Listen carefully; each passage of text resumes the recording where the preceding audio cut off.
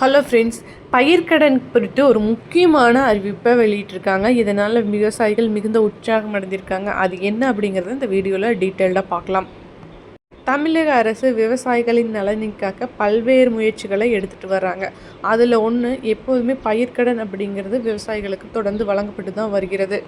இந்த பயிர்க்கடனை தொடக்க வேளாண்மை கூட்டுறவு சங்கங்களிலும் போயிட்டு வாங்கிக்கலாம். இதுக்கு நீங்கள் தோட்டத்தில் என்ன பயிர் பண்ணுறீங்க, ப்ளஸ் ஏதாவது மராமரத்து பணிகள் பண்ணுறீங்களா அப்படிங்கிற டீட்டெயில்ஸ் மட்டும் இருந்தால் போதும். அதை வைத்து இந்த பயிர்க்கடனை பெற முடியும்.